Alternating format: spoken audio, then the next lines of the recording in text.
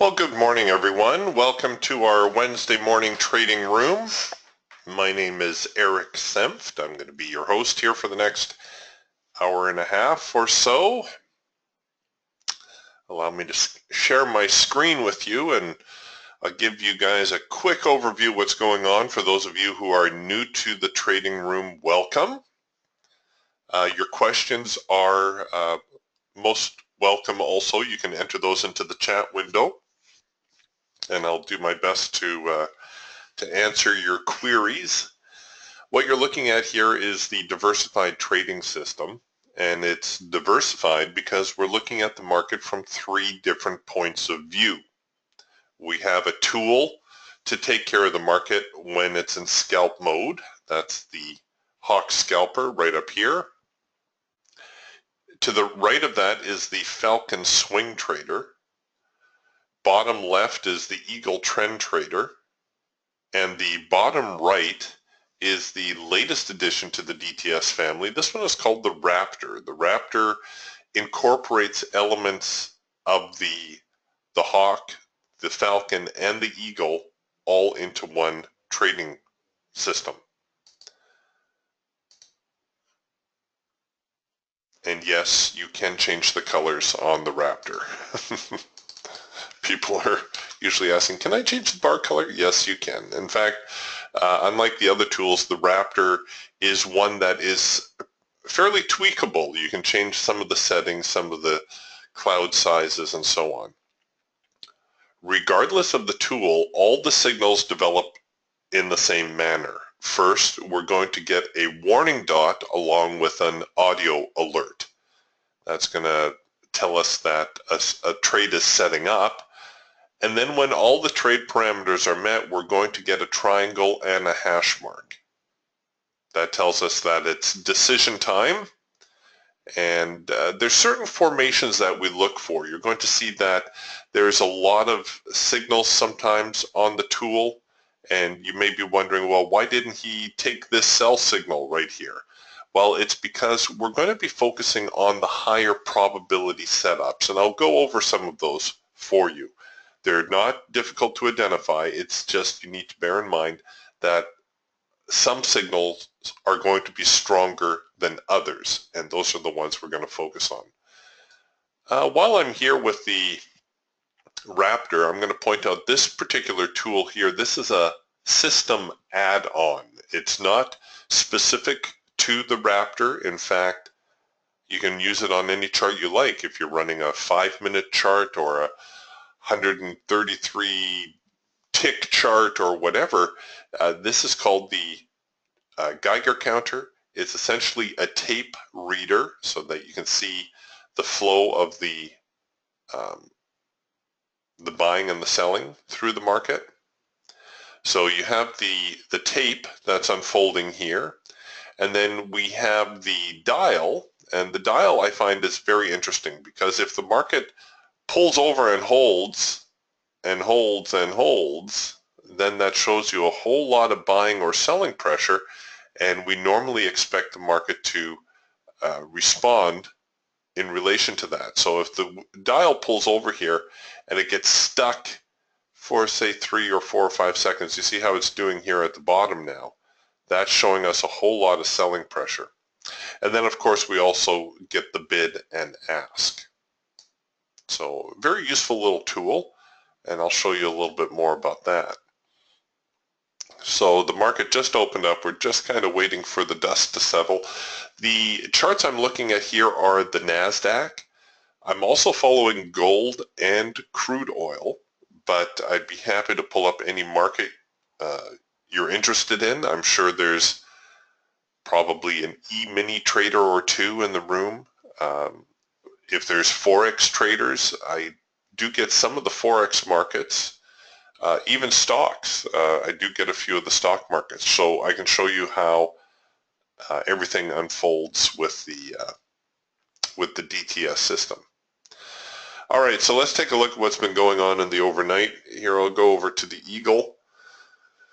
So trading left off right about here. So we saw the market close out at around 43 34, 35, somewhere in there. Asian session, relatively quiet. The London Open, and we get this trend change signal here on the eagle. This is when our band actually flips over, gets a direction. So our band turned bearish, and we have our sell signal right here. So the warning dot actually got absorbed by the triangle. That's okay. But what's important to note here is that everything is in sync. We've got a red signal, we've got red filter, it's in sync with our ATR, and very nice progression lower through the European session. However, that's going to leave us with a little bit of an opening gap this morning, right? Traders are going to see this as a gap right here, and it's going to be interesting to see whether or not they try to get into that. First few minutes are always, when the market's gapping like that, it's trying to figure out, well, is the market going to try to get into that gap, or is it going to just stay below? Here on the hawk, on the scalper, because it's a scalping tool, signals develop a little bit more quickly. We had what we call our first micro macro cross signal right here. Very high probability signal. A signal I take almost without exception. It occurs when the thin line, that's the micro, crosses the thick line, that's the macro, and everything is in sync. So we have green bars, green trend lines, green filter, and a green signal. That has a very high probability of success. And you can see in this instance, let's say we set it up like that, we had no trouble hitting our high probability profit target. This tool you see me using here on the right, I'm just going to go over this really quickly. This is the Trade Manager, and as the name suggests, it manages your trade. This is perhaps the single most important tool you can own as a trader. And I'm not just saying that. Once you see how this works, once you see how this protects you,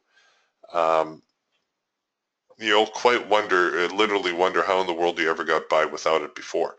The Trade Manager has two components. It has the trade management component here. These little blue dots that you see, these are the trailing stop. So we have 16 different stop strategies to choose from, depending on your preference or the market condition. They're all customizable. So let's say we want to make that a little bit more conservative, we can change that around. Or if we want to make it a little bit more aggressive, we can do that. These blue dots show you how the Trade Manager would have trailed your stops. So let's say we went long from here, from this signal, and we used the Trade Manager stops. We would have been stopped out right here. The key thing to this is it does it all for you automatically. So it frees you up to look for other opportunities. Or if you're like a lot of traders and you're just not sure the best way to manage your trade, it takes a lot of pressure off. Because what you can do is you can take a look at, the history of the chart and say, okay, this seems to be following the market pretty well. I'll use this particular stop strategy. Here's your first micro macro cross signal, right? So everything is in sync. So you end up setting up your trade. Well, here we're going to do it right on the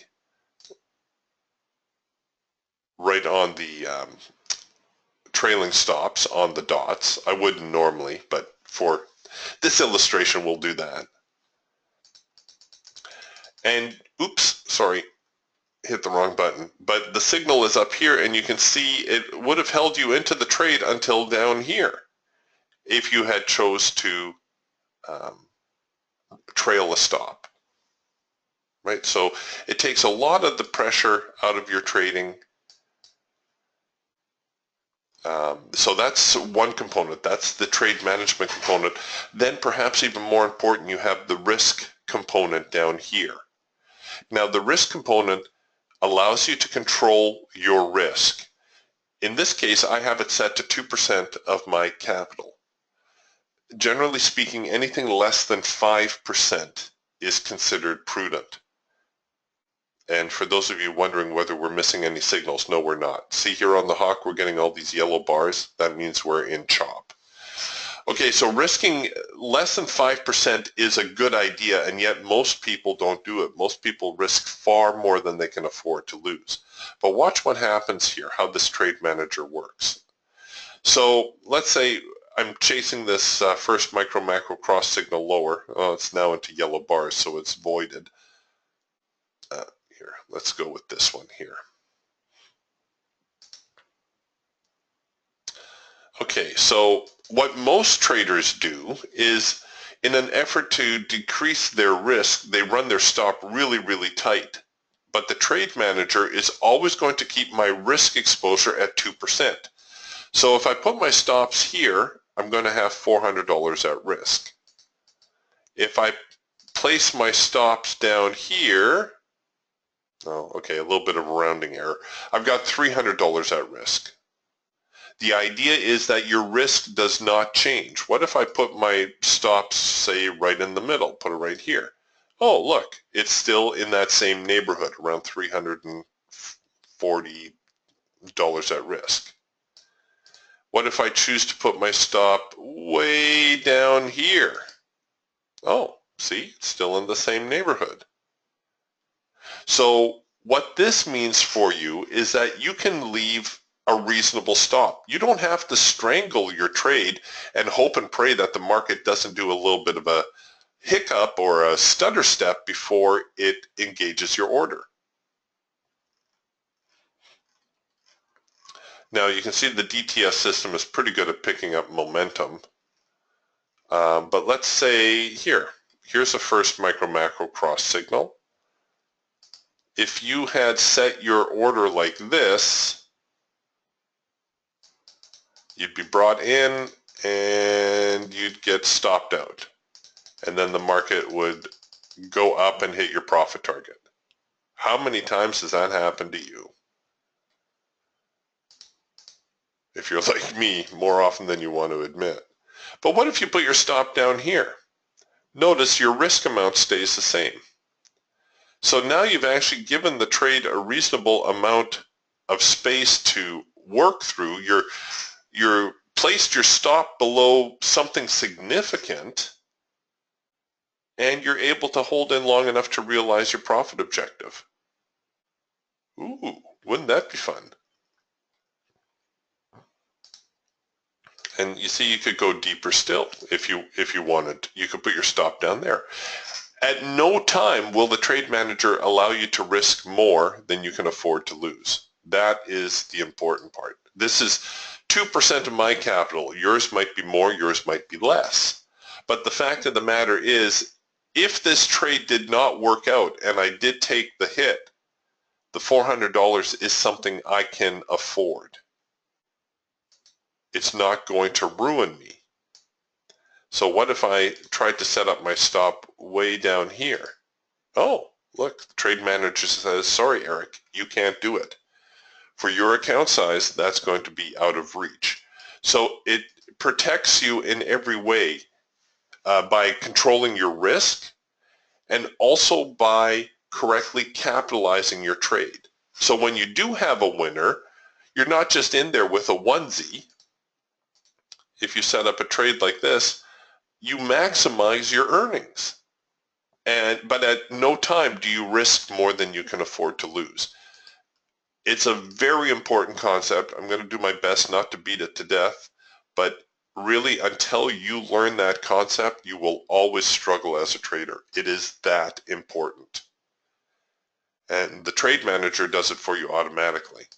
Here on the Raptor is a slightly different version. This is called the Trailblazer. The Trailblazer was developed essentially for faster execution. some of our DTS owners said, oh, you know, I've got to click for my entry. Let's say we take this trend change signal. I've got to click for my entry. I've got to click for my stop loss. You can auto set your targets, or sometimes you can even click for your profit target. So my profit target, and then I have to click to submit, and by that time the market has already moved and I can't get my order in. Okay, that's possible. You know, if the market's moving really fast, sometimes that is an issue. So the Trailblazer was developed. The Trailblazer is essentially a one-click system. You can preset your quantities up here. You can preset your profit targets. This does not have the risk manager component to it, so you need to know approximately what your average position size should be and trade accordingly. But the beauty of this is, here, I'm just going to demo it for you because we don't have a signal just yet. And I'll put these stops a little bit further away. Okay, so notice the stops. I'm going to hit the sell market button. There's no order here. I'm just showing you. Okay, so we hit the sell market button. We have our two orders in. We have our auto break even. We have our profit target, and we have our stop loss, all with the click of the mouse. Just one click does it all. All right, so that's the Trailblazer. It's the cousin of the Trade Manager, but it does not have that risk component built in. You can use the Trailblazer on any of the DTS tools, and you can use the Trade Manager on the Raptor as well. This is just the way I happen to have it set up on my computer. All right, we're just kind of waiting for a decent signal to develop. The problem is the market's drifting a little bit sideways. We're getting all these yellow bars here on the hawk. That's telling us that the market is in chop. And people often ask me, Eric, what's the best way to trade a choppy market? Well, if the range is really, really big, you can, you know, try to buy the bottom and sell the top. Otherwise, your best course of action is just to let the market get outside of the chop. Let it get out, let it retest, which it will, and then look for your buy signal. Same thing here. Let it get out through the bottom, let it retest, look for that sell signal. You will get one. That is the best plan when you're trading a sideways market. Anything within this choppy range is going to be, well, suicidal. Maybe not quite, that's an extreme, but you get my meaning. So all these yellow bars, they keep spoiling our signal because we're looking for confluence, right? There was a first micro macro cross here, so I'm suspecting the market's going to try to head lower. So first micro macro cross, again, you don't want to strangle your trade, so let's say we put it up above there. We're kind of sweating this trade now, looking for the sellers to come back in. I'd love to, well, actually, I'd already be rolling my stops. So here's the signal, and the market's giving us a little heat, and now the seller's recommitted. I would begin rolling my stops now. So my stop would be above here, 43.07, or maybe even tighter as I tried to get this trade to a break even or better. See this bar right here, how the market waffled a little bit? That might be a good one to try to bring your stop in even a little bit more aggressively. But again, regardless, even if I don't touch my stop at all and I get hit here, this is an amount I can afford to lose. Not that the loss is pleasant. Don't get me wrong. Losing money is never fun. But the fact that it is an amount that is not going to ruin me is very important. It's a very important concept. Like I said, one that a lot of traders never get a handle on. I'm starting to wonder, the way they're moving sideways like this, if we're not going to see a little bit of a trading range today. Gold is also kind of choppy. Here's gold on the Falcon, just to give you a different look. Nice trend change signal. Here on the Falcon, we pay particular attention to the trend line. The trend line goes from red to green, and you can see right here, this is our first signal where everything is in sync. This is our trend change signal. So we have a green trend line, green bars, green signal, green filter, and nice progression through there. The lines that you see across here, this is another add-on. This is the Ultimate Support and Resistance Suite. No, these are not floor pivots. No, these are not Fibonacci retracements. If they happen to coincide with one, it's a more coincidence than by design. This is an assortment of 21 support and resistance lines for today's trading session. And you can see they're doing a pretty good job containing the market. Right now we're stuck between the primary resistance, that's this blue line, and the secondary resistance, which is that green line. So this is the gold market. Oh, they broke the primary resistance right there and had a nice little follow through.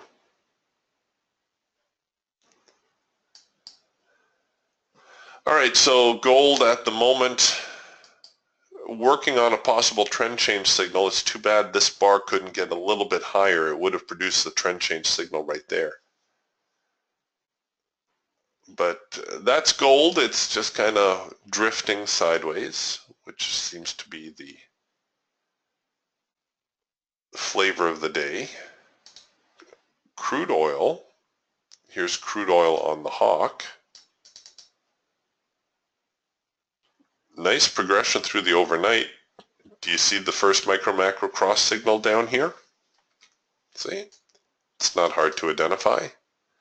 Another very high probability signal is this one right here, and I don't know if you can see it because the micro line only went out of sync for a single bar. I'll show you another example. But that's called the macro pullback. Everything stays in sync except the micro line. That's the thin one. It goes out of sync. We produce a signal, and again, a very high probability signal. Let me show you a better example. Oh, here's one. And here I'm going to show you something that no other trading room moderator will show you. Okay, this is a macro pullback signal. It is a high probability signal. The micro line goes out of sync. Everything else stays in sync. And we probably set up our trade something like that. Oh no, the signal failed. It did not hit. Well, actually, to be fair, with crude oil, I do double the high probability target. So it came up short of our extended target. It did hit our short-term target. But not all the signals are very high probability, but don't get me wrong, there is still a chance that the signal may fail. Again, all the more reason to control your risk.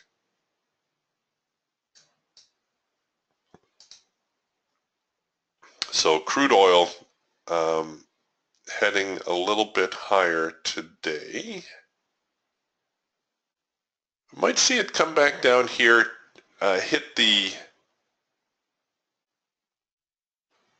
macro line, which would put it around 44.50. That might give us another macro pullback signal. Crude inventory, of course, today at 7:30 Pacific, 10:30 Eastern.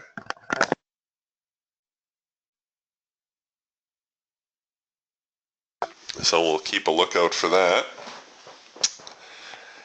And here we are still with the NASDAQ, kind of trying to get our bearings.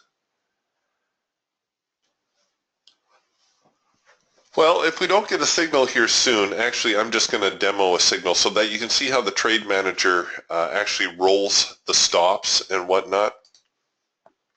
I was looking at this cloud crossover signal here on the Raptor. We'll see if we don't get a second chance at this one. You know what? I'll just throw the order in up here. The other way you can enter the orders is by right-clicking. So we've got an order in play here. I'm going to start with a, where's my ATR? Okay, my ATR is down there. We're going to enable that stop. Now what I wanted to show you is that if the market continues in our direction, how the trade manager automatically starts to roll the stops. This isn't a real good quality signal. I'm just trying to show you how the trade manager will work, how it will roll your stops up. What happens when we get the cloud crossover signal, which this is kind of a cloud crossover. Normally the cloud crossover works a little bit more like this, where your clouds end up crossing over, and then the market bounces into the cloud, and the cloud supports the market and pushes it out. Then you get your signal. That's what I'm looking for. This one, the cloud crossover, is kind of occurring in the band. So what I would suspect is that if the buyers do have control, we're going to see the market get out here. It's going to push back into the cloud, and then we're going to get our signal. That would be the better signal, or probability-wise, the better signal. But we don't have that one just yet, but we'll see. It looks like they're going to give it a go. But at any rate, I'll be able to hopefully show you how the trade manager will manage your trade for you. If I could get the market just to close one bar higher even, you would see it start to roll the stops. This is a little known trick among traders. You can actually move the market higher by pushing it with your mouse. There we go. So did you notice the trade manager actually took the stop from here and moved it higher?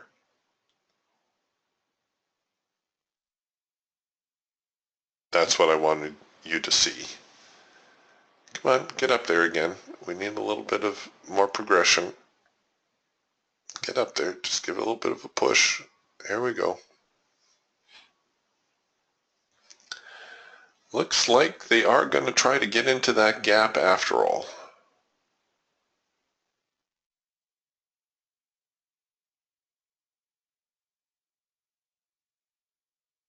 Come on, get up there. We also have the auto break-even trigger. You can turn this on or off. Some people like it, some people don't. And of course, you can set it at whatever level you want. Once your trade is live, you can actually take your orders and drag them around wherever you want them to be.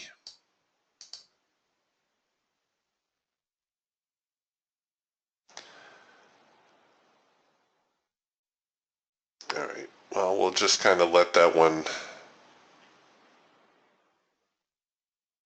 simmer. No, there's nothing else really triggering at the moment. Well, that's trading for you. Sometimes you just have to hang out for a little bit. Yeah, like Tony says, need lessons on how to move my mouse. Yeah, well, you just get it here below the bottom and you kind of give it a little bit of a push. If it were only that easy.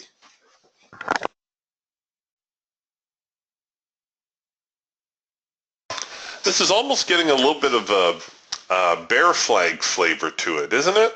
Where we had the, well, actually, I would have said that back here.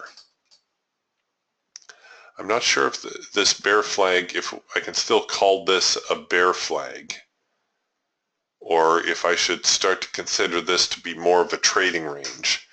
Trading ranges can be just as problematic. Bear flag actually gives us a little bit more directionality, but the trading range means that we'll probably see the market react and try to get back into this range. All right, so you've seen here how the trade manager starts to roll our stops. We hit our break-even trigger. We hit our first profit target. Now we're going to get our reaction to the breakout and our cloud crossover. Remember how I said once we get the breakout, the market's going to try to get into this cloud, and then the cloud will bounce the market out. I'm going to go with a more aggressive stop here. Oh, maybe not. We're backing up a little bit. Sure. Let's do the parabolics. Oops, wrong button. The parabolics are nice because they will roll the stops in more aggressively as the market starts to lose momentum. Even more aggressive than the parabolic is the bar high low. That's our most aggressive stop strategy.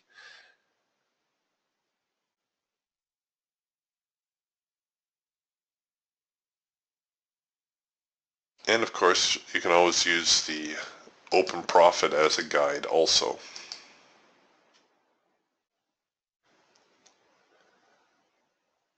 Come on, get up there. So you see the parabolics rolling the stops up a little bit.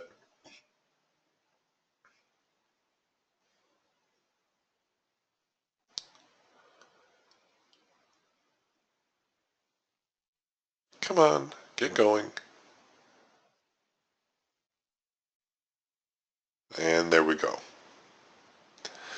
So, like I said, the trade manager and the trailblazer, they do all that for you automatically. You don't need to,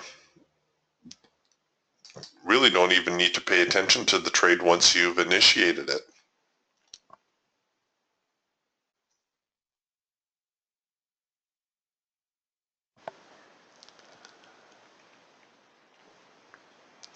All right, so the Raptor now into the hard edge of the cloud. Normally, whenever we encounter the hard edge, we expect some sort of reaction.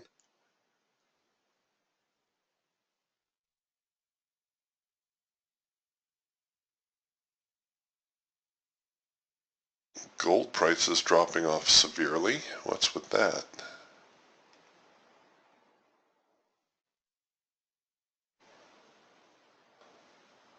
Okay, so there's our buy signal. So we've just engaged the signal. I entered using the buy market button. And I suppose I better get a stop in play here.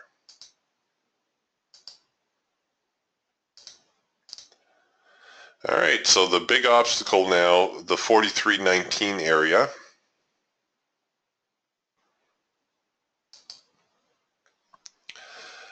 We did get corresponding signals on our other tools here on the Hawk.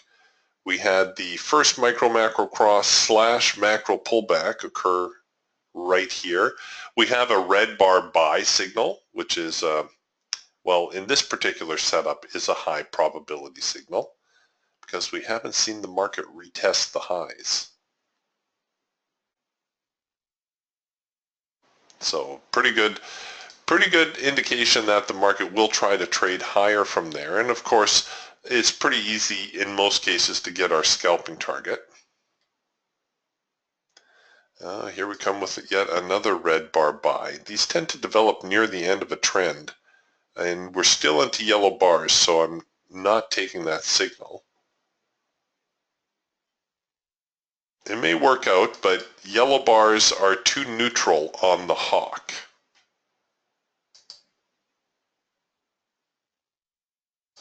On the Falcon, we also had a trend change signal right here. And we're working on another trend change signal. See how the trend line went from red to green? Our filter is still red, so we need our filter to come into sync, and we need the market to produce a buy signal.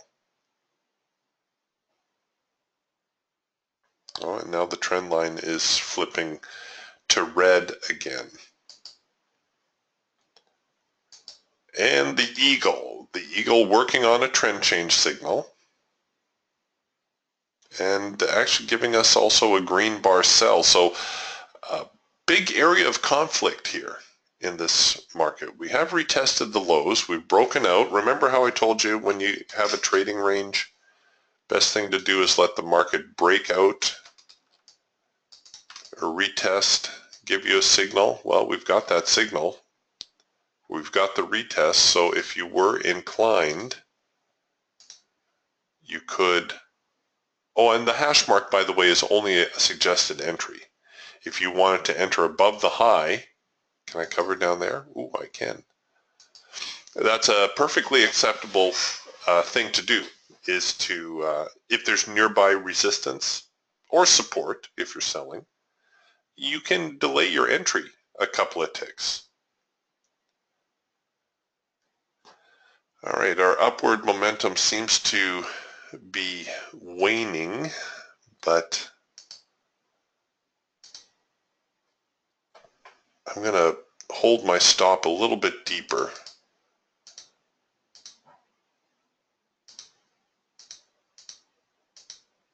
No, that's not going to work. Okay, I'm going to disable my stop here for the moment and hold it down below here. So we're back into the hard edge. We're looking now for the buyers to resume their buying. We know the buyers bought here before. We know they bought down here, but really I don't want them to get that low. The sellers currently controlling the market.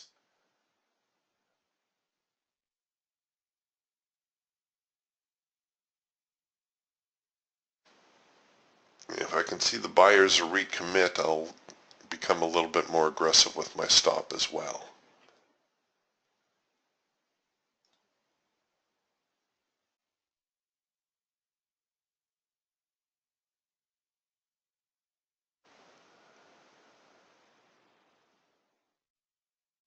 Got to give the bears a chance to air things out though.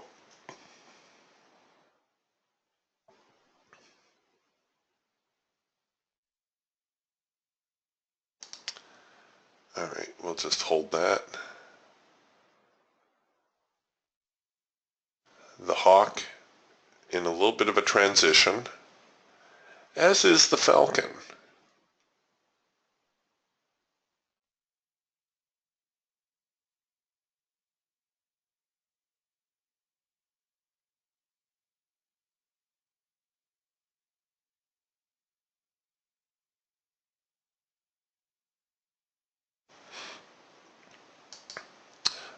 One other thing while we're waiting for the trade to develop, you'll notice that the width of these bars vary. That's because I'm using an add-on called the Dynamic Equivolume Bars from Indicator Warehouse. The Dynamic Equivolume Bars show you the volume associated with each bar by printing the bar wider or narrower. What makes the Dynamic Equivolume Bars different from other equivolume charting, however, is that it will work on any chart style. Usually it only works on candlestick charts, but these work on the Indicator Warehouse mean Renko bars. You can use them on other Renko style bars. You can use them on range bars, tick bars, whatever you want. That's not usually a feature that's available with other equivolume charting. All right, so here come the buyers. They're making their push. Come on, buyers.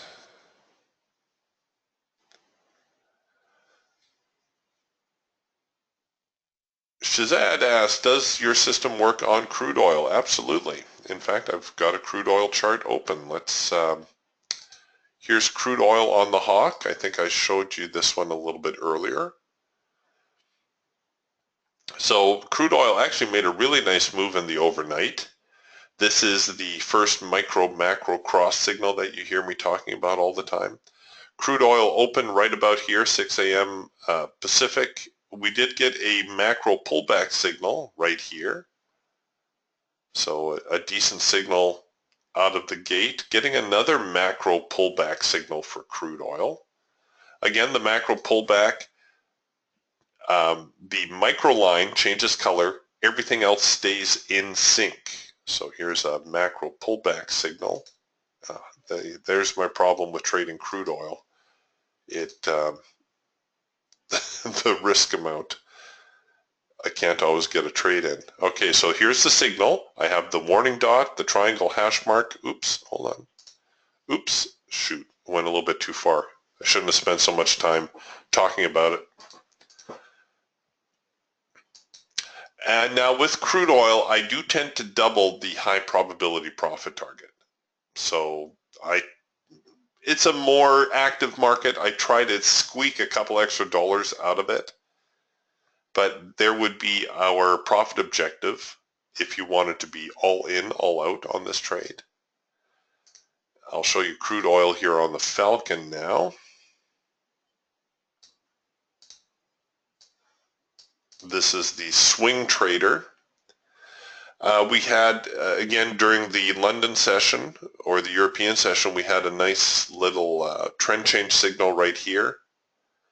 North American Open, we come back with a trend line touch signal. That's this one right here, where the market drifts into the trend line, comes out, produces a signal. Again, everything is in sync. People, I get emails from people saying, well, I shorted crude oil here. How come it didn't work out? Because why did you short it? Your trend line is green, your filter is green, your bars, or you're in an obvious uptrend. Why would you be selling? Better to wait for the with trend signal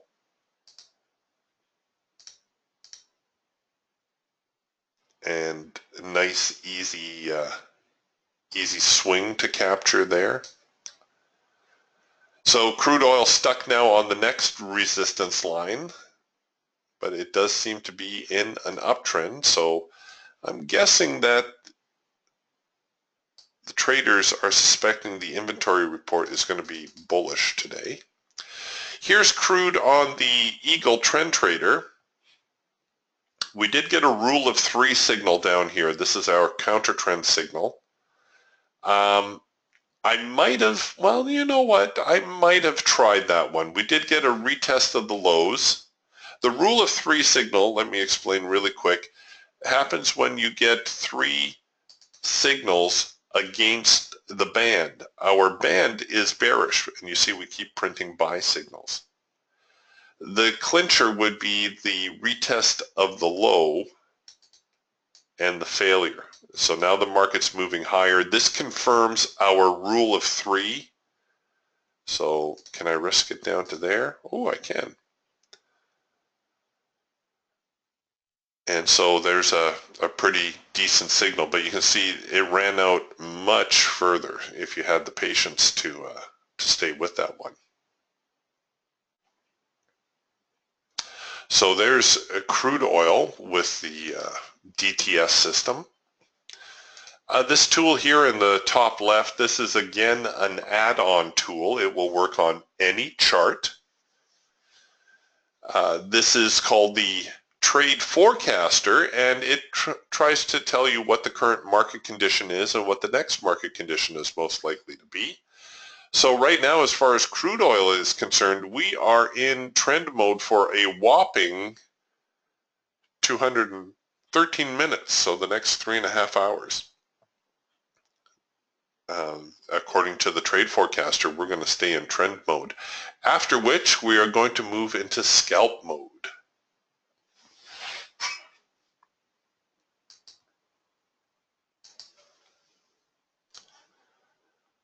All right, let's see how our trade is progressing. Oop, we hit our break-even trigger. So I can also force the trade to break even. Well, I can't now because the market has moved below there. Let me adjust my stops.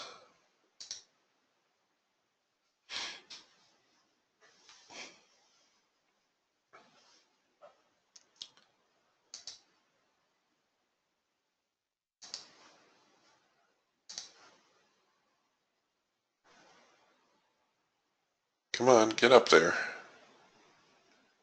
Get up there. If it moves a little bit Yeah, if we can get one more bar out of this, I'm going to move into parabolic mode.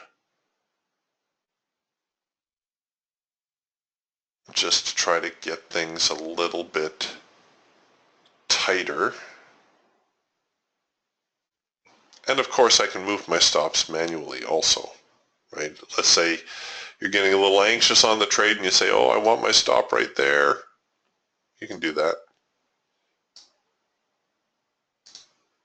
Oops. Let's turn parabolics off for a second.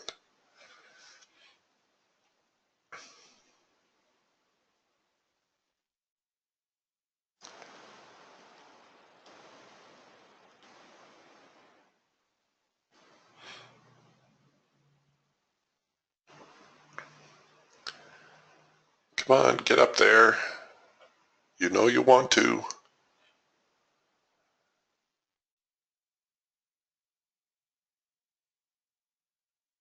All right, well, I'm going to snap it to break even first chance I get here. We're going to enable the parabolics.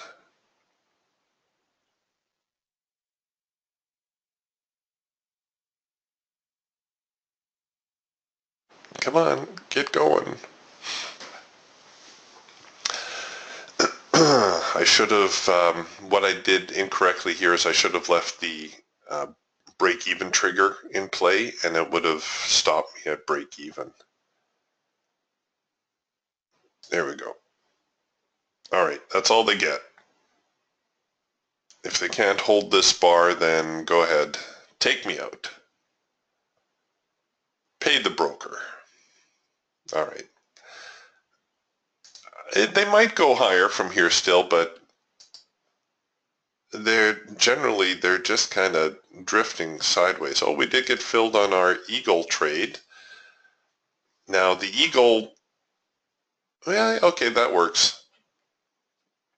The actual trend change signal came right here. So we had that breakout, we had the retest, and now we're looking for the market to pick up some upward momentum. It's making me a little bit nervous because overall the trend, the big trend is down.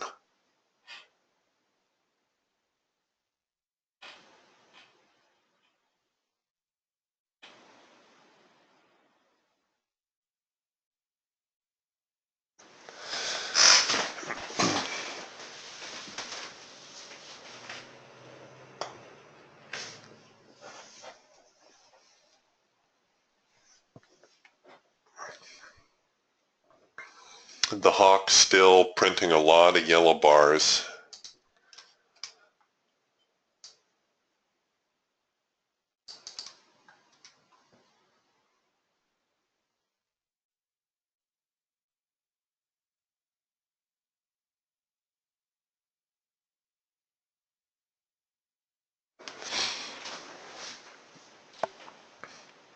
Yeah, the market could be a little thin, Tony.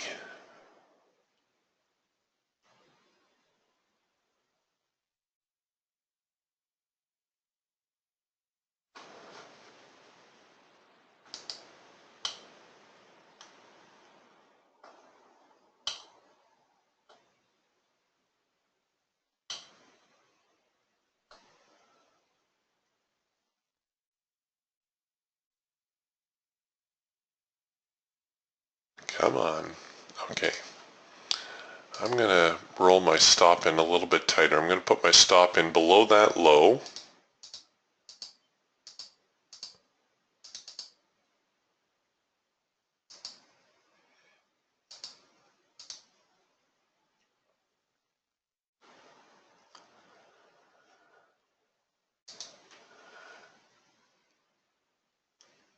So I've effectively reduced my risk by half. Here's another red bar buy signal. Notice how the market is all torn up. The red bar buy signal is actually our counter trend signal as well. I wouldn't recommend this. I'm going to show it to you. I wouldn't recommend it because the market is moving sideways. But you can short the failure of the signal.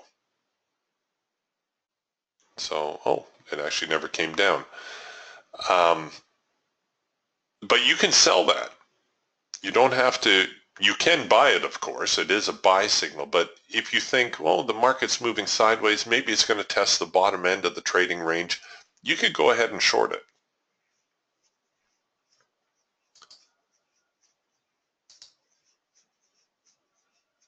But you can see very range bound, very sideways. We snuck a couple dollars out of the market, but really it's a difficult trading day. Are we waiting on any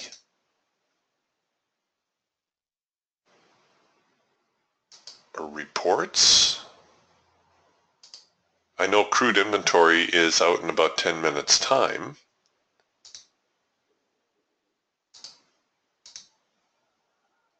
Let me check my reports calendar.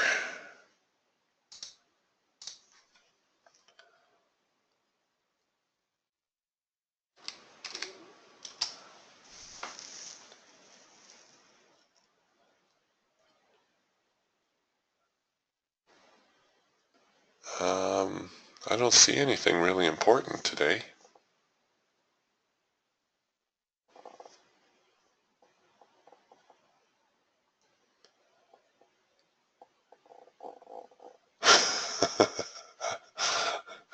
Tony's fumbling on the keyboard. Yes, I see you can't type, Tony.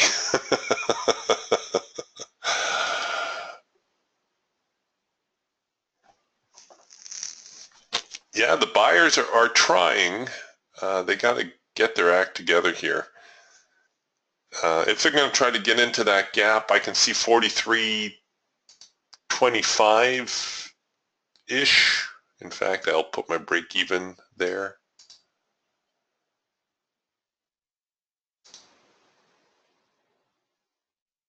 I might even put my profit target down there.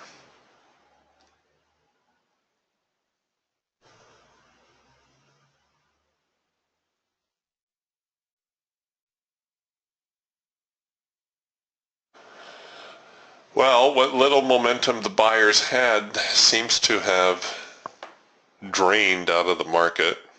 It's not to say it isn't going to get up there, but they're taking their time. All right, well, we're letting that unwind. Let's take a look here at crude oil again. Going into the inventory report, very often I will bracket an obvious range. Now, by obvious range, I mean something like this, where you've got a distinct swing high or pairs of swing highs. You have lows, and ideally the market is trading right in the middle. What that allows me to do is use the OCO function. OCO, of course, standing for one cancels other. And you can bracket the trade. You can put a buy order. You can put a sell order. Now, these orders, unlike the orders that you use off your trade manager down here, these are live the moment you put them on your chart. So you need to be aware of that. I tend to put them away from the market and then drag them in to where I want them to be. But because these orders are linked through the OCO, if, let's say, I want more than one bracket order, I can toggle my OCO and I can put in as many buy or sell orders as I like. And notice they're always joined. If I do this again, let's say I'm going to throw a buy order in here and a sell order right here. You see how they're, you can't see it, but they're all linked. So now if I cancel the one, the one that's paired with it will cancel. If I cancel that one, the one that's paired with that one will also cancel.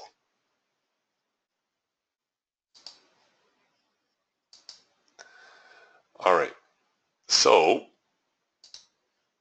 now we have crude oil. We don't have a really good range though, do we? I know you're looking at this little range here, but hey folks, this is crude oil. This is a very, very volatile market. It's not our best setup. Very often for this type of scenario, I'll go with plan B and I'll let the market actually break out and then see where the dust settles after the report. So about a minute after the report comes out, very often you'll have a well-defined range that you can bracket, either higher or lower. But hey, this is a demo room, so why don't we demo? So I'm going to look to buy above that high, and I'm going to sell below the primary resistance line. I'm also going to get a stop loss order working, because I'm going to need that. And I don't want it too aggressive, at least not to start. And so now I'm all set. So the inventory report is going to come out in about 4 or 5 minutes time. Let's put a Geiger counter on here so that we can watch the orders unfold. Where'd you go? Geiger counter.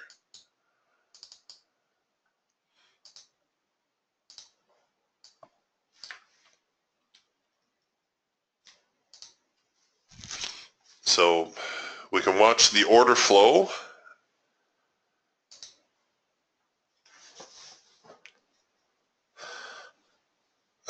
What's interesting to me is that very often the DTS system will pick the direction of the market before the report is released. Right now you can see we're working on a trend change signal. And I think I need to get a little bit more aggressive with my stops on this one.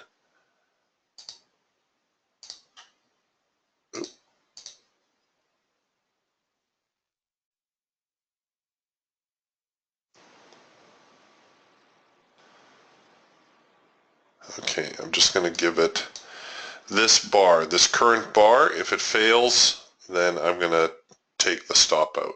I'm really going to start to squeeze this market now. Oops, that's not where I want to be. I want to be right there.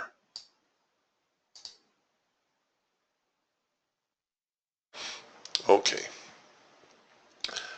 Let's go back to the action on crude oil. Now, of course, you could bracket it tighter if you wanted, but I'm a little bit of a chicken. So we have this range sort of like this, trading more or less in the middle.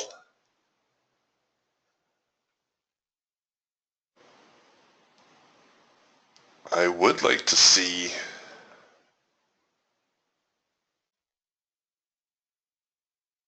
crude head a little higher. 44.50 is obvious support for the market. You can see our resistance line right there.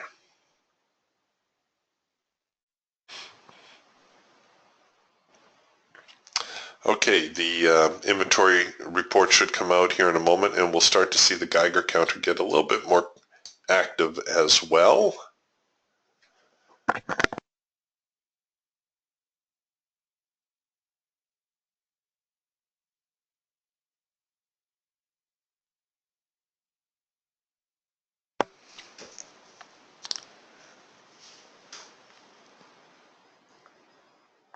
All right, working on a possible trend change signal. We've got the warning dot.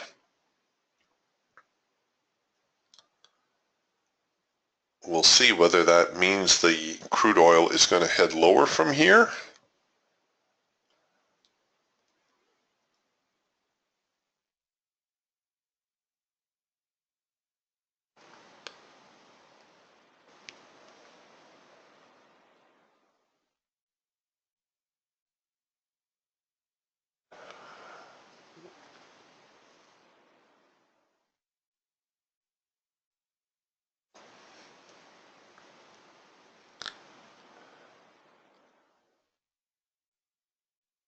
Gold is sneaking a little bit higher. All right, the orders are starting to unwind a little bit faster here now. So 729, yeah, okay, the report is going to be published any second. Traders trying to position themselves higher or lower. So there was the trend change signal to the downside, easily hit our profit objective. You can't see it, but we're into the hard edge on the eagle, which is where we would anticipate a reaction. Look at the order flow. Compared to what it was, it's crazy just coming out. Okay, so the primary resistance line so far holding the market. Getting a possible trend change or a late filter entry signal now on the Falcon. You can do this, by the way, on any of your tools. I tend to do it on the Falcon more often than not for no reason in particular.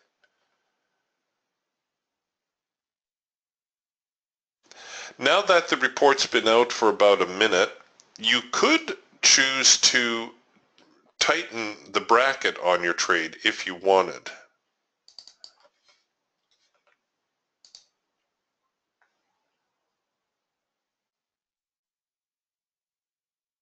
See how we have, resistance here now, we have support here.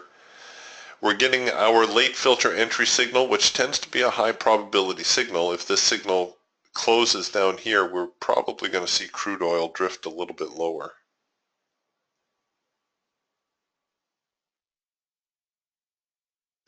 Just seeing that huge amount of orders leaving the tape now.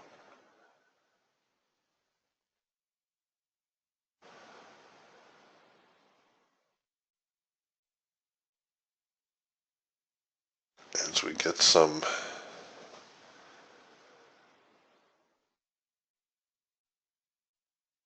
selling coming into the market, real tug of war here between the buyers and sellers.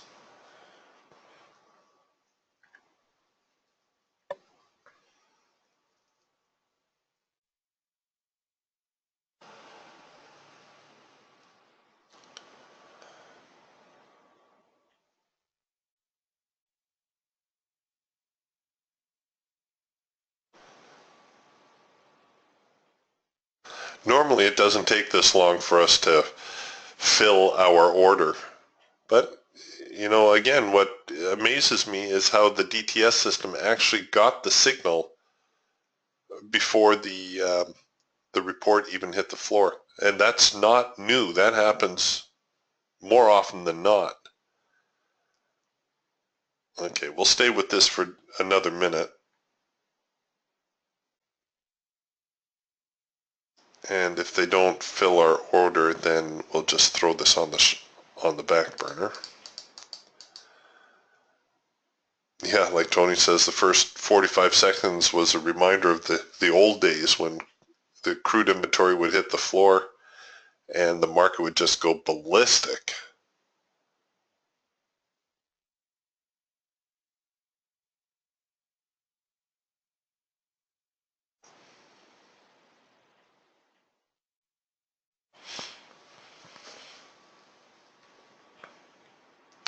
I just want to show you how the OCO, there we go, we finally get filled. The OCO function enables our stop. We've got our break even. One thing the OCO does not do, however, is give you a profit objective. So let's say you wanted to take profit up here at the resistance line. You could manually set a profit objective, or you can always just close out the trade as well. Now that we know the market is trading higher, we can employ a different stop strategy. There we go. Try to give that a little bit of room. All right, so that's how the OCO function works. I wanted to show you that.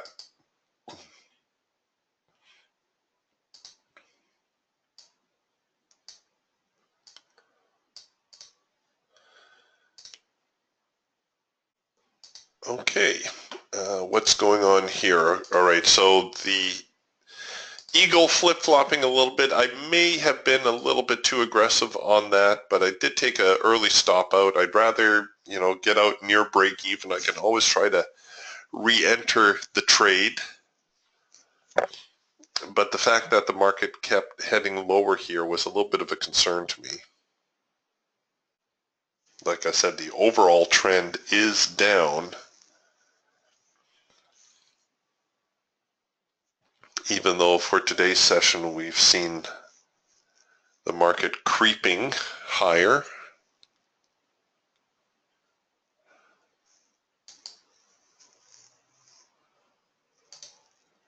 All right, doesn't look like we've really missed any signals. Again, see the hawk, all these yellow bars practically for the whole session this morning. That just tells us we're in a sideways market. And there's nothing you can do with that. You know, your job as a trader is not to impose your will on the marketplace. Rather, it is to take what the market is giving.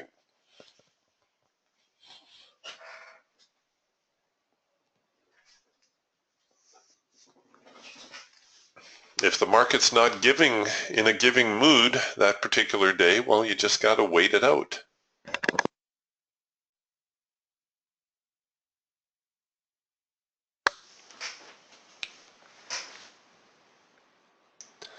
And I'm thinking that's what we're in for today.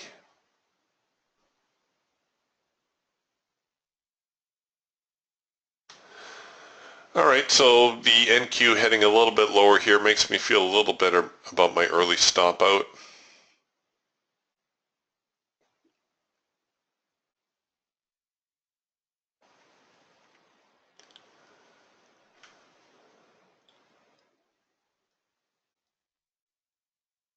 You know, protecting your capital, that is key. All right, well, while that is bouncing around a little bit, I'm going to show you a tool that you guys can use on your own. There's not much going on here at the moment.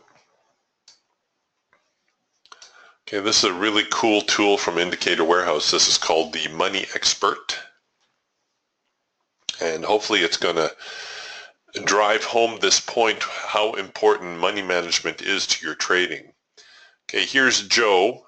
He's the average trader, and he's trying to be a very safe trader. So he's only trading single contracts. He starts with $10,000, and 100 trades later, he ran it up to $15,500.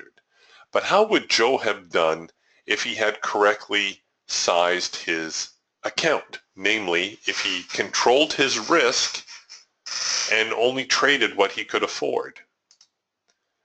Well, he could have, well, in theory anyways, he could have turned that same $15,000 gain, or from $10,000 to $15,000, into a $60,000 profit.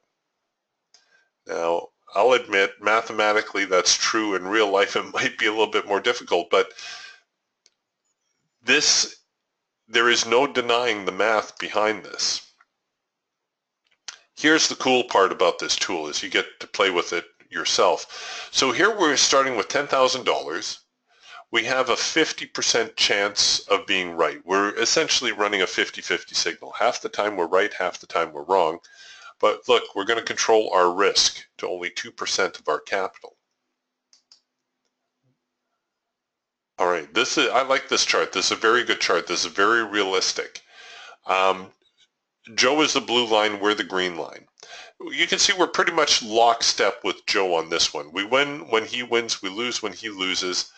The position sizing in this instance, we've ended up a little bit with a little bit less money. It looks like Joe finished around 12,000. We finished with about 11,750, 700. Almost the same. The point is that the position sizing did not really hurt us. Yes, we lost a little bit extra, but not really that much more. Let's try it again.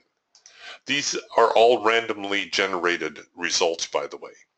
I like this one too. This is very realistic. So Joe starts with 10,000. He finishes with about 11,000. You know, he lost a little early on. He made a little, but overall pretty choppy, which is what you might expect from a 50-50 signal. But look at what happened. Early on, the position sizing, we made a little bit more, but then we lost a little bit more. Joe had a drawdown to about 9,500. We had a drawdown to about 8,500. But this was always an amount we could afford to lose. But look at what happens when we start to win. Yeah, Joe is winning. He makes back some of his money, but look, we make back more. So Joe finishes with 11,000. We finish with about 11,500, which isn't a huge difference in this instance, but it is still, again, shows you that position sizing does not hurt. If anything, it benefits. All right, let's try it again. Okay, this one again, very similar, but we'll go through a few of these. Aha, okay, this one's showing a little bit more progress. Joe hit a little bit of a winning streak. We started to peel away about 50, 60 trades in, and Joe ends up with about 13,500. We end up with $1,000 more. I'll do just a couple more of these. Okay, this one, again, it works in math, doesn't work so well in real life. This is a good one. This is a very realistic one. So the 50-50 trades, the signal is working out pretty well. Again, about 40, 50 trades in, we start to separate from the pack and we start doing much better than Joe. So he finishes at 18,000. We finish at 23,000. Very realistic. We're not doing anything different than Joe, though. But this is how you earn an extra $5,000 without doing anything different. You control your risk. Now here comes the fun part. What if our signal is only 45% correct? We lose more than we win. Ooh, that's a bit of a roller coaster. So Joe loses, we lose. Joe wins, we win. Our line is a little bit more exaggerated. So Joe's drawdowns were only a couple $100. Ours looks like about $1,200. But again, at the end of the day, we're not really that much worse off. If anything, we are a little bit better off. This is very realistic as well. And don't forget, our signal is wrong more often than it is right. But we hit a little bit of an uptick here. And once again, about 50 trades in, we start to separate from Joe. He makes 17,000. We make 19,000. So it's like the market gifting you an extra $2,000. Here's another one, very realistic. This one we started to separate about 25, 30 trades in. Don't forget, Joe wins, we win. Joe loses, we lose. He finishes at about 13,000. We finish at about 16,000. And when you're playing with this, if you click on the chart, you can see how the orders played out. And what you're going to see is that these are all your bread and butter type trades. There's no real huge winners in here. Oh, this is the biggest one, $500. Because I spoke to the programmer and I said, you know, it's not fair if you throw a big home run trade in there. Because really, how often do we bag a $1,000 winner or a $2,000 winner? Again, these are all randomly generated, but you'll see that the vast majority are your bread and butter type trades. But note what happens with the position sizing. Sure, Joe made trade 63, Joe made $50, but we had 2 contracts in play, we made 100. Next trade, Joe's really happy, he hits it out of the park with a $400 trade. Well, once again, we could afford 2 contracts, we make $800. But at no time when we suck up a stinker, here Joe loses 62.50, we lose 125. That is an amount we can afford. I cannot emphasize that enough. So Joe's net profit was 7,800, ours was 13,000, just shy of 13,700. Joe's gross loss around 4,300, ours around 7,300. Joe's average winner, 200. Our average winner, just over 300. So that's how you make money, folks. Then it's also fun to play with what if you have a signal that's a little bit stronger. What if you're right 55% of the time? This is why Wall Street goes crazy over a signal that they can be correct 55 or 60% of the time. Forget those spam emails that you get that are boasting about a signal that's correct 93.7% of the time. That's a bunch of baloney. If you have a signal that's correct 55% of the time, Joe makes 13,005, you make a little over 15,000. Oh, this one is also very realistic. With a 55% signal, Joe makes a little over 13,000, you make a little over 20,000. Yeah, your drawdown was perhaps a little bit more dramatic through here, but so are your earnings. And again, when you're losing, you're not losing more than you can afford to lose.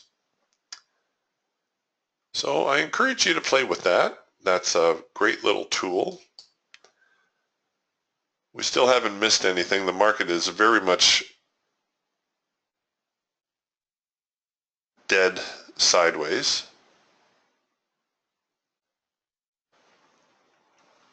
Oh, Steve asks, in that money expert demonstration, what is taking you out of the market? The profit target, Steve. It's a 50-50 winner, and the winners and losers are all randomly generated. So the computer program automatically spits out a number, say the number is 100, and then it will either assign it as a winner or a loser based on the winning percentage. So out of 100 trades, half of those trades will be, if you're running a 50-50 scenario, half of those trades will randomly be selected as losers. The other half will randomly be selected as winners. And then they're randomly assigned either a profit or a loss. It's the closest scenario that you can do in that type of simulation, but it works in real life. Let's see if he's in the room this morning. No, he's not. One of our DTS owners came to us, I guess it's about 3 years ago now, and he was like Joe. He was a onesie-twosie trader. He never really got any traction with his account. He traded for about 3 years. He won a little, he lost a little, he never really got anywhere. You will never really get any traction if you're only trading single contracts. He got the DTS system, he got the trade manager, and within a year, he quit his job and he was trading full-time. Now he's actually soliciting funds. He's actually trading other people's money. And he will be the first to tell you that the trade manager is what made all the difference. Never, having more at risk than you can afford, but also being correctly positioned so that when you have a winner, you maximize your earnings. You see, what most traders do is they'll start their day and they'll say, "Oh, I'm going to be a conservative trader today. I'm only going to risk 3 contracts." Whether or not they can afford to risk 3 contracts is a different story, but let's say they're risking 3 contracts and they don't recognize the market is all choppy today, and so they set up their trade like this, and we're going to say $200 for easy math. So they take their first trade at 3 contracts and they get hit for $200. The market stops them out, they take a $200 hit. They say, "Oh, all right, well, maybe my stop was too tight. I'll leave my stop a little bit further back." And we'll say $400 for easy math. They take their next trade, the market stops them out for a $400 hit. Now they're down $600 on the day. And they say, "Oh, okay, the market's got my number today. I'm going to dial down and I'm going to only risk 1 contract." And what happens? That's the time the market goes in their direction, but they've only earned $50 or $100. they haven't earned enough to offset their loss. So you're down 600, let's say you earn 100, you're still 500 in the hole. That's what most traders do. That's why most traders can't get out of their trading hole. That's why most traders sit around scratching their head wondering, why am I not making any money? And that's exactly why. You're risking more than you can afford. And when you win, you're winning less than you could. You're doing the exact opposite. You're losing too much and you're not earning enough. What the trade manager does is it reverses that scenario for you. It reverses it so that, okay, here's our first micro-macro cross signal, high probability signal. Okay, let's try it. It's a choppy market. I want to risk it up here. I don't want to strangle the trade. It's a choppy market. I want to risk it up here. Okay, trade manager says, go ahead, Eric, you can do that. If you lose, you will lose $280. That is an amount you can afford to lose. It's not going to ruin you. So I can take the trade. I don't have to worry. If the market moves against me, let's say it moves against me now, and it comes up like this. I know somewhere in here the sellers are going to step up again. Let's say we get up here and now the sellers start to drive the market down again. Well, I don't need to leave my stop there, right? I can take my stop, I can start rolling it. Maybe I'm going to use the bar high-low strategy or parabolics or something. And let's say I get down to here and then the market makes its little hiccup and stops me out. Okay, I got stopped out, but I got stopped out for about half. I got stopped out for $140, or effectively 1% of my trading capital, right? Because I started with 2%. I get stopped at half. I get stopped for 1% of my capital. Or let's say the trade is looking kind of iffy. I'm not really sure about the market. I can dial down to 1%. Oops. I can dial this down to 1%. And I can enter here and I can cover up here. Okay, I got $130 at play. And let's say the same thing happens and I roll my stop down here and I get stopped out. Okay, I got stopped out for $65 or $70. That's not going to ruin me. What will ruin me is if I think, oh, okay, I'm only trading a $10,000 account. I'd better only trade 3 contracts. And how I come up with 3 contracts is anybody's guess. If this trade doesn't work out, I've lost $420 on a $10,000 account. That's 4% of my trading capital.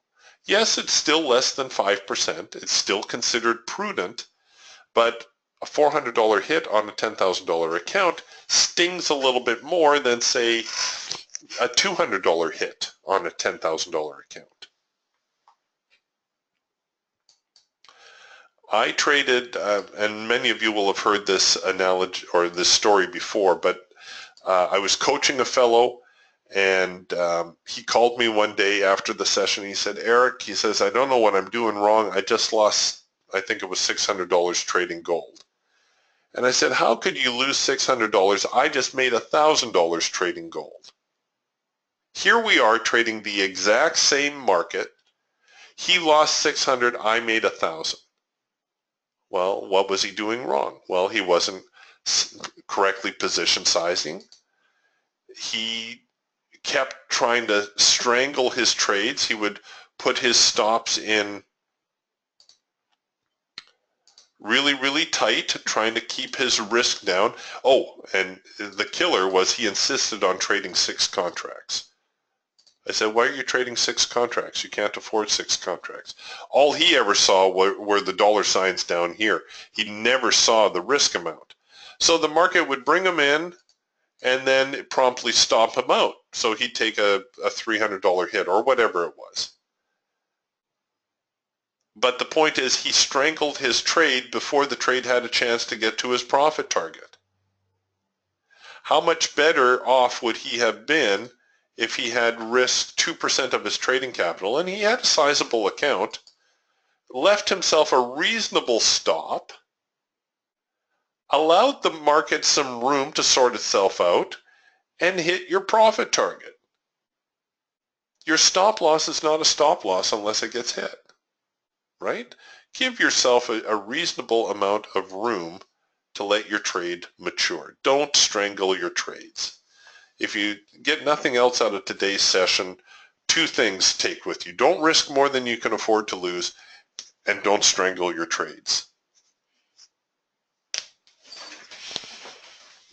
All right, a couple of questions here, and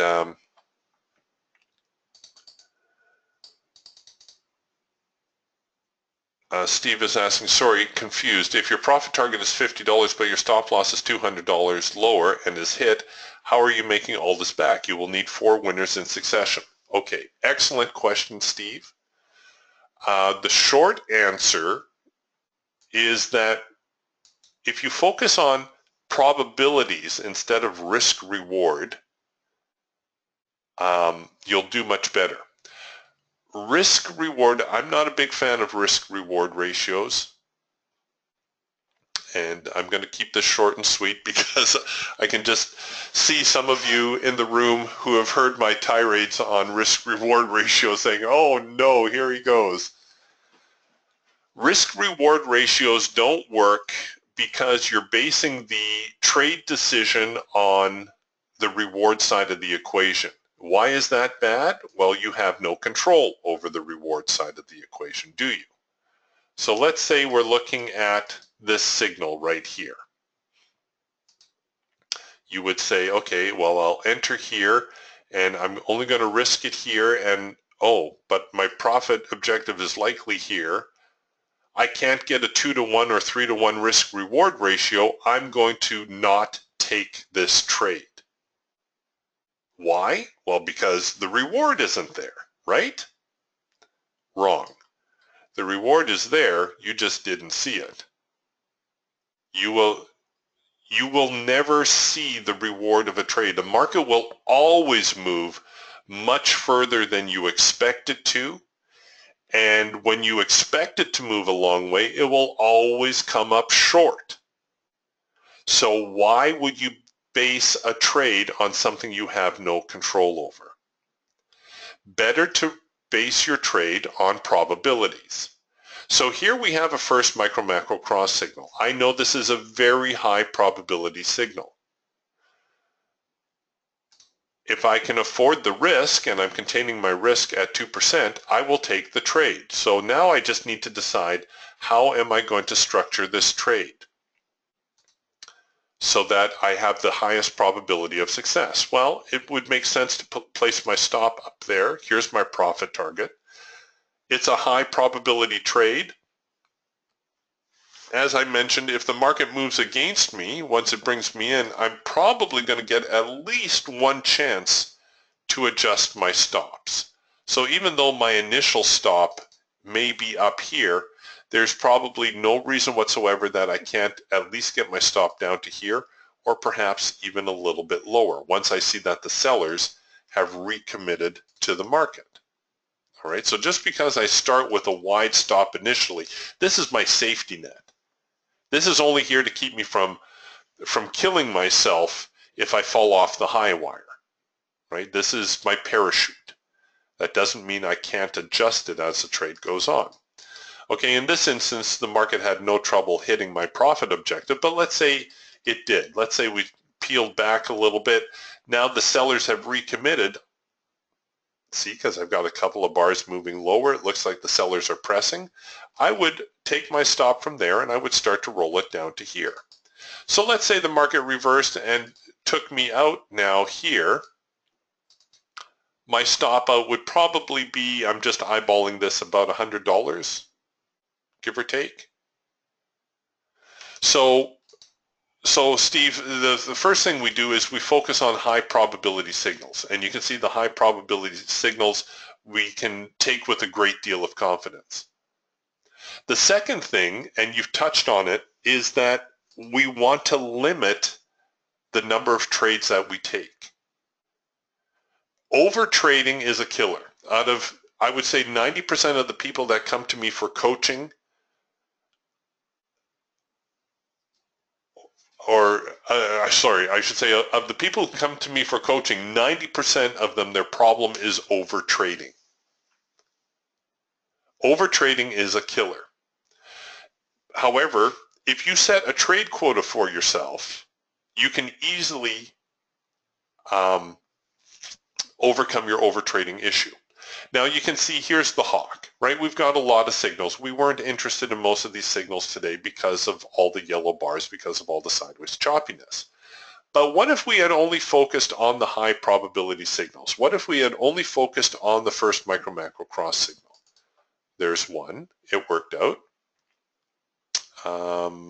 No, that one wasn't in sync yet. Here's one, that one worked out. Here's one, that one worked out. And here's one, so that one worked out. If we have, say, a 3 trade quota, a 3 or 4 trade quota, I wouldn't suggest you trade more than 4 times a day. We would have gone 4 for 4. And let's say conservatively that we took 2 contracts on each, that's a $100 profit. That's a $400 day just out of the hawk. And this is a very miserable day today. The market's not moving well, a lot of sideways action. But by focusing on the high probability signals, we can take a trade with a great deal of confidence. We protect ourselves by not risking more than we can afford. We correctly size our position so that we can maximize our earnings when we get it. You see, this is the key. Did you know, or you may not know, that if you take 2 $50 trades a day and you traded 25 contracts, you will make $500,000 a year on 2 $50 trades a day. Now, if you hit a home run trade, all the better. But the fact is that if you find 2 $50 trades over the course of the entire session, and you can see just this morning we had 4 $50 trades. If I took 2 of those and I hit my profit objective, I would make $500,000 a year if I'm trading 25 contracts. Okay, you say, well, that's great, Eric. I can't afford 25 contracts. All right, if you traded 5 contracts, that's $100,000 a year. Can't afford 5? What about 3? That's $60,000 a year on 2 trades a day, 2 $50 trades. 2 contracts are $40,000. If you can only trade a single contract, that's an extra $20,000 a year. The math does not lie, folks. This is the true secret to trading. Forget about finding the next, tweak on your stochastic or the next secret setting on your Bollinger Bands or something like that. That's not what's going to make you the money. What's going to make you the money is finding a high probability signal, controlling your risk, limiting your exposure in the market. You will actually make more money by trading less. I can guarantee it. If you are losing money, okay, that's thing number 3 I want to take away. You want you to take away with you today. Don't overtrade. It's much easier getting 3 winners or 4 winners in a row than it is to try to get 10 winners or 20 winners. I think my most active trading day ever, I took 10 or 12 trades, and out of those 8 were winners. The rest were losers. I would have been just as well off to stop trading after my 5th trade because I didn't make any more money. The rest of those trades only went to pay for the losers. Now, what happens if you, for whatever reason, you really stink out the joint and you take the high probability signal? It's high probability, but it's not 100%. So let's say it's a really, really bad day and you take 2 first micro macro cross signals. You take this one here, and let's say you took this one here, and let's say they did not work out. You suck up 2 losers in a row off of a high probability signal. Okay, that's telling you that the market is not behaving. You get a day like this maybe once a quarter. They're rare, but they do happen, where the market will just not behave. You take two high probability signals back to back, they both fail. Let's say, we buy this one and, oh, here, we'll do this one right here because this one occurred a few minutes later. We buy this one, we sell this one, and let's say they both failed. They didn't, but let's say they did. So the market doesn't want to respond to the buy signal. It doesn't want to respond to the sell signal. There is something going on with the market that day that we should not be trading. So we took two losers in a row. We decided that, okay, the market's not behaving today. We're going to stop trading. So my risk limit was, what was it, about $350. So I take a $700 hit that day. That is not an amount that I cannot recover from in a day or two. However, if I keep trading, if I think I'm going to outsmart the market and I keep taking loss after loss after loss, I can easily turn that $700 loser into, say, a $2,000 loser. I've met two people, not one, but two people who have blown up a $20,000 account in a single session. I don't know how you can do that. The other thing you can do with the trade quota idea is that you can say, okay, I'm going to have a 3-trade quota, but I want to finish the day with a positive result. So let's say you take your first trade, you have a $300 loser. You take your next trade, you have a $300 loser. So now you're down $600. You take your third trade, say you have a $200 winner. Now you've done your 3-trade quota, but you're down $400. So you take another trade. And let's say you make $200 on that one, so now you're down $200. You take another trade. Let's say, just so I can finish the example, the next trade you make $300. So now you're up $100. You stop trading. You've met your 3-trade quota. You've actually taken 5 trades, and you now have a positive result.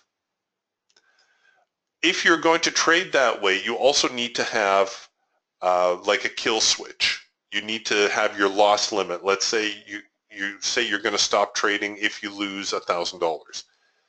Typically, I say 5% of my account because, again, 5% is an amount that I can recover from within a day or two. So let's say you have a $10,000 account. You say, okay, if I lose $500, I'm going to stop trading. That's 5% of my capital. If I suck up a $500 loss, that's going to be it. And of course, if you have a $20,000 account, it would be $1,000 and so on. But those are amounts that you use to protect yourself, that you don't blow yourself up. Very important. And that's what a lot of traders never get a handle on, and they end up blowing themselves up. But it's an excellent question, Steve. I could go on about it for hours because most people don't get it. William asks a question. Good morning. Not an owner yet, but waiting for your next bonus. Waiting for the next bonus check. Okay, good. I have spoken to Adam. I think I've irritated him. No, you haven't. And that's good if you have. But really think I want the DTS after watching several of your previous trade rooms on YouTube recordings. So I thought, what the heck, I'll watch real time while working anyway. Anyway, did you ever make a cheat sheet for the Eagle like you did for the Hawk and the Falcon? No, not yet, William. I owe you guys one for the Eagle and I owe you one for the Raptor as well. The good news is that we go over the signals every day in the trading room. So if you're a DTS owner and you say, Eric, can you go over the high probability signals for the Eagle again? Yes, no problem. Just ask me as often as you need to. The reason I haven't done a cheat sheet is I haven't found a nice condensed portion of the market where I can show you all the signals on one screen. I'm probably going to have to do a couple cut and paste and show you the rule of 3 and the green bar sell and the red bar buy and all that kind of stuff. But yeah, I will do one.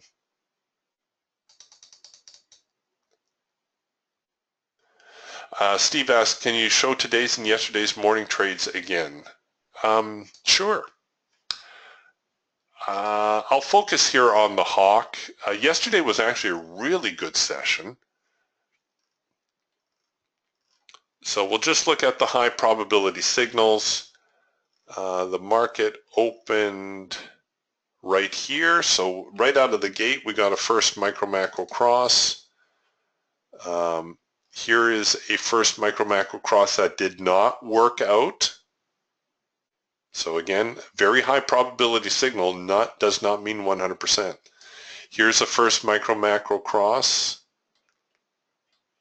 We had more. We had this red bar buy also, but I'm only showing you the first micro macro cross. There's that one. There's this one. And there's that one. And I think that's it for now. Yep, that's it for the hawk. That's for today. And I'll roll back quickly into yesterday's session.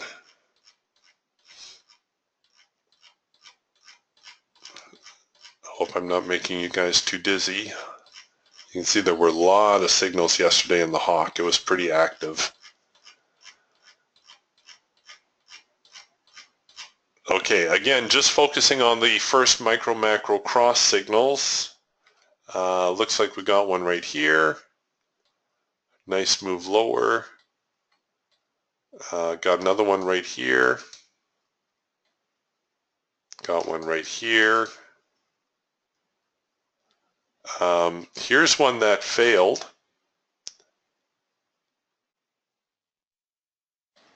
Oh, well, sorry, I shouldn't say that. It depends where your stop was. There wasn't a lot of structure here, so we typically try to keep our stops a little bit further away. In fact, I think I took this trade, and I had my stop up here. Again, a reason why you don't want to strangle your trade. See, it was just a matter of hanging on long enough. Got one right here. This one didn't trigger. Got one right here. Oh, here was one. Now this one, again, is a little bit tricky because there's not a lot of structure here, but this was a first micro macro cross. It did fail. So again, high probability signal, but not 100% probability. And that, well, now we're into the afternoon session and you can see the market had a really nice progression. So there's the hawk. I'll just go over the eagle really quick. We didn't really get any good eagle signals today. Yesterday, we had the rule of 3 signal. This came in the afternoon. And I think we had a with trend signal out of the open right there. So there's a couple signals on the eagle. And really quick here on the falcon. No decent signals on the falcon today. Out of the open, that was the only signal. The trend change signal.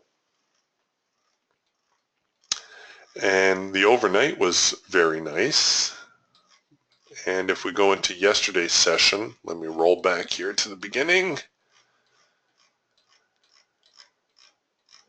And we're just going to focus on the trend change signal. So we had trend change right here. And again, there's about 3 or 4 different signals that we look for with the falcon, but I'm only going to show you the trend change. So there's the trend change signal there. A lot of sideways action. Trend change signal here. Boy, and now we're into the afternoon and it's still going sideways. And a trend change signal here. Oh, there we go. We finally get a little momentum. All right, so those are your high probability signals. You can see that most of them are working out. You can take them with a great deal of confidence, which is the whole point of having a high probability signal, is that you can get in there, you can take the trade. You don't need to worry so much about, should I be taking this trade? Should I not? And you protect yourself by not risking more than you can afford.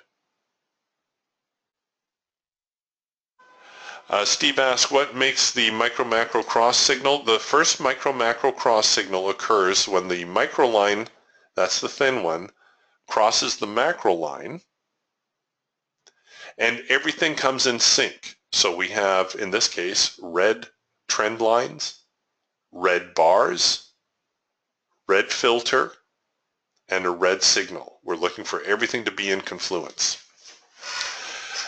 One thing you should know about the DTS system is that there's a whole lot going on behind the scenes. There's a whole lot more programming going on than what meets the eye. The programmers actually stripped it down just to make it aesthetically pleasing but also easy to interpret. However, there's about a half a dozen parameters going on behind the scene that have to be met before you even generate a warning dot. All right, so there's for those of you who are thinking, oh, well, I'll just reverse engineer this, you can't, because there's a lot of stuff going on in the background here that is impossible to decipher why the signal will generate the way it will.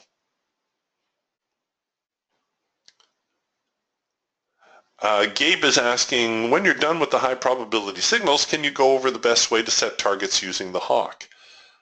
Sure, Gabe. There's two popular ways to set your targets. The simplest and perhaps most popular way, or my particular favorite, is just to go with the high probability target. For the hawk scalper, that means $50 per contract. So if you're trading an instrument like the NASDAQ, which trades at $5 a tick, that means you're going to have a 10-tick target. If you're trading the E-mini S&P at 450 a tick, that means it's going to be a 4-tick target. If you're trading the Russell at $10 a tick, that's a 5-tick target. All right, that's your high probability target. Very often with the E-mini and the Russell, I will extend the target a little bit. The other way is to use the support and resistance suite as your profit objectives. So, you know, now that the market has broken this support line here, my next profit target would be 42.93 3/4. Essentially 42.94, 42.95 would be my profit objective.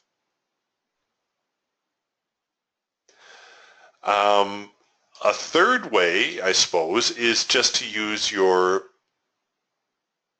previous swing points.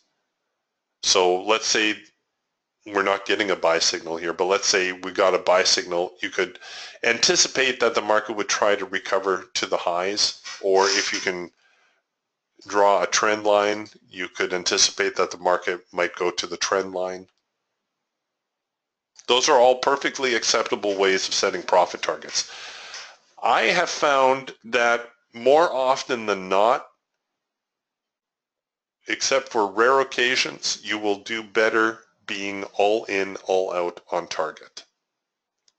If your account is large enough that you can afford to put a runner in play, then by all means, leave an open contract in case the market explodes so that you can catch a bigger move. But usually, I find for my personality, it's more profitable and less stressful just to go in, grab your profit, get out, wait for the next signal. Again, I'm only looking for 2 or 3 trades a day, and if I correctly capitalize myself, well, I can have a 4-figure day, or at least a $500 day in most cases. All right, you guys, we're going to button up the room here now. Thank you very much for your attendance. I hope that you got a little bit something out of the room today. I'm sorry the markets weren't more active.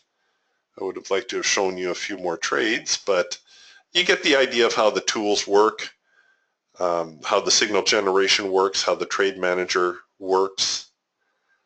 If you have any questions, please feel free to email me, or you can email Adam at indicatorwarehouse.com.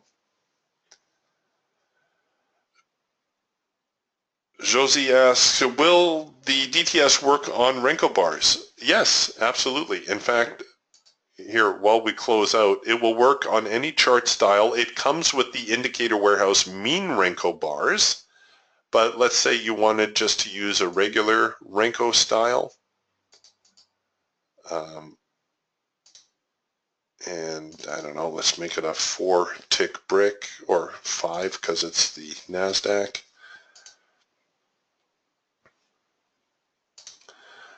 You see it still generates your signals. You still get signal generation. For those of you who don't get tick data with your data provider, it will also work on a time-based chart. See, you're also producing the signals. And again, we would be focusing on the higher probability setups. You wouldn't necessarily be chasing every single signal here. But yeah, it will work on different charting formats as well. My personal favorite is the mean Renko bars that come loaded with the DTS system. I didn't think much of them at first when Adam asked me to use them. And after I used them for a week, I said I would never go back to a regular chart. They just show you so much information about the market. It's so plain to see where the buyers are coming in, where the sellers are, when the sellers start to push again. They're a fantastic chart style, and I think you'll agree. You use these for a week, you'll wonder how in the world you ever got along without them. All right, you guys, we're going to button it up now. DTS owners, I will see you in the trade room tomorrow morning. And remember, folks, we'll have another open house room next week. If you would like to join us then, that would be great. Love to see you. Talk to you soon. Bye for now.